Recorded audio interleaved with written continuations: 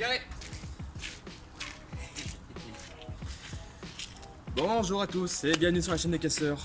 Aujourd'hui nous sommes chez Dava Pièces Auto, spécialiste de pièces détachées neuves et d'occasion.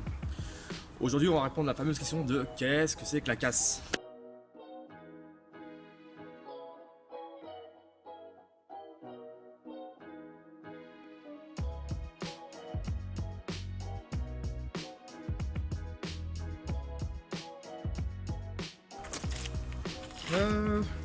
Une caisse automobile ou cimetière de voitures ou encore centre VHU est un lieu où sont proposés des véhicules terrestres hors d'usage afin d'être dépollués, démontés puis broyés. Les pièces réutilisables de ces véhicules sont revendues en tant que pièces détachées d'occasion. Bon, on va essayer d'être un peu plus clair, un chouïa quand même. Attention, je vais vous expliquer ce que c'est que le métier de casseur, le métier de destruction automobile. Aujourd'hui, je tourne chez Dava Pièces Auto, mais c'est pas une vidéo pour présenter Dava Pièces Auto. J'en ferai une, mais plus tard. Bon, comme le dit la définition, effectivement, une caisse automobile est bien un cimetière pour voitures.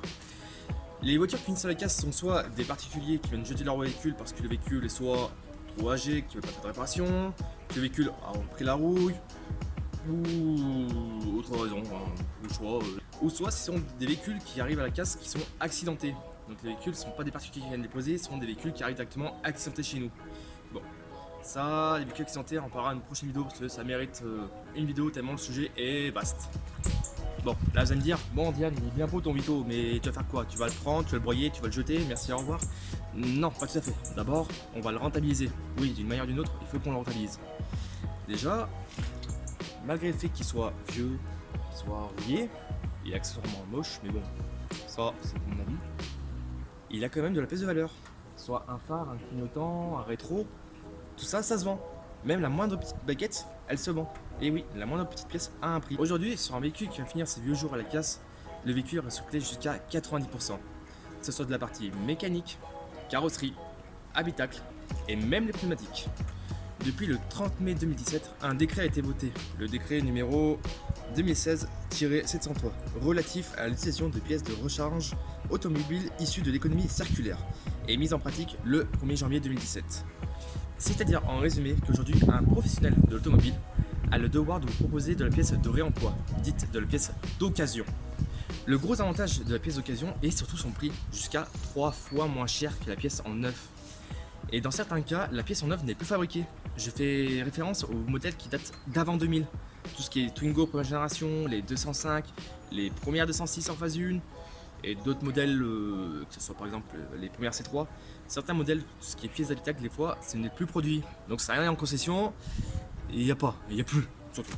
Mais attention, tout n'est pas vendable d'occasion.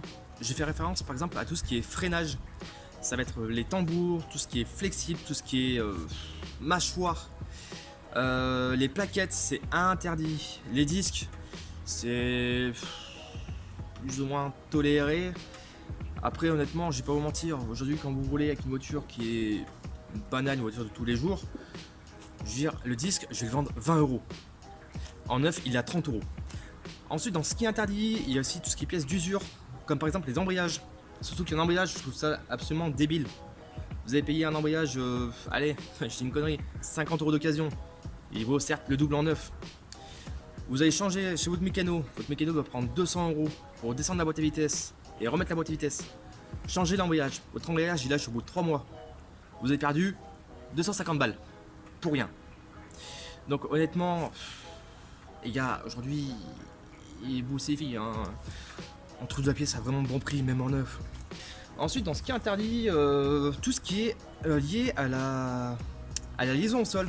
Je fais référence aux rotules de direction, à tout ce qui est biellette, à tout ce qui est... en fait, tout ce qui est cils en bloc en général, qui se situe vers l'avant, au niveau des triangles, au niveau des rotules. Tout ça, c'est pareil, c'est interdit, surtout qu'en neuf, je vous le dis, ça coûte pas des 100 et des 1000. Donc bon, soyez pas des crevards, c'est votre sécurité qui est en jeu. Après, vous faites comme vous voulez, mais bon, si vous bougez, dites-moi que vous êtes, parce que je vous rejoigne pas. Enfin, surtout, je vous croise pas, donc voilà. Bon, maintenant que j'ai... Émettons hypothèse, hein. Le Vito, il est à poil. J'ai récupéré tout ce qui m'intéressait. J'ai récupéré le moteur, boîte à vitesse, des vitres, la carrosserie. Enfin, pas toutes à l'arrière, je crois que ça a pris un peu. Mais ça, c'est un détail. Donc, du coup, il est prêt pour passer à la benne.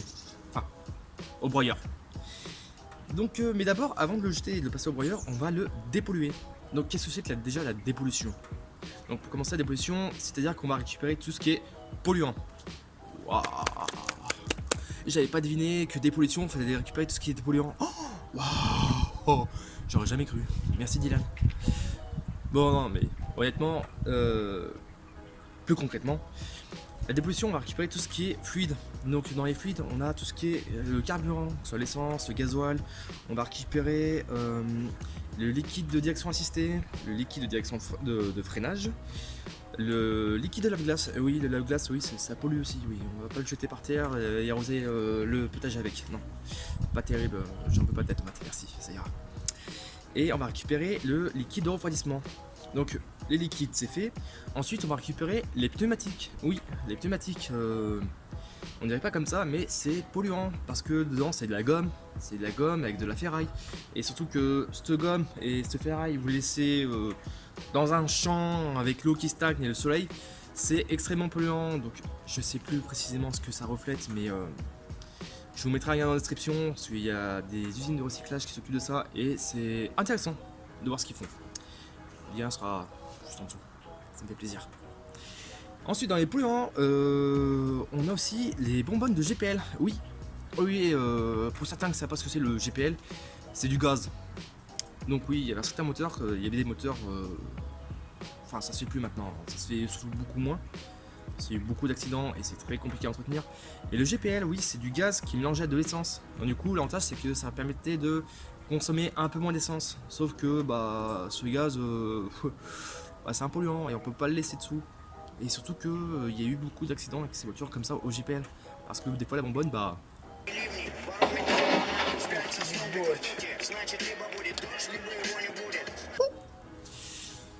vous laisse pas imaginer le carnage.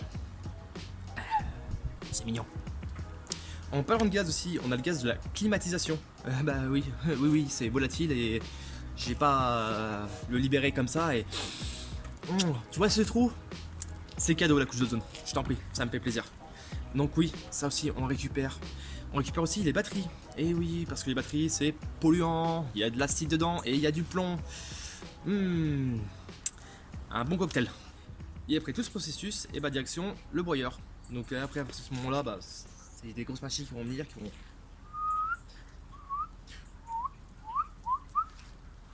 pas y être au point. Et aujourd'hui, une pièce automobile, c'est pas que de la destruction, c'est aussi de la réparation mécanique. Oui, on fait pas que casser les bagnoles, on les répare de temps en temps. Même souvent d'ailleurs. Et l'avantage numéro 1, et surtout, c'est le prix. C'est que le prix, il restera toujours le même, il restera toujours au prix le plus bas.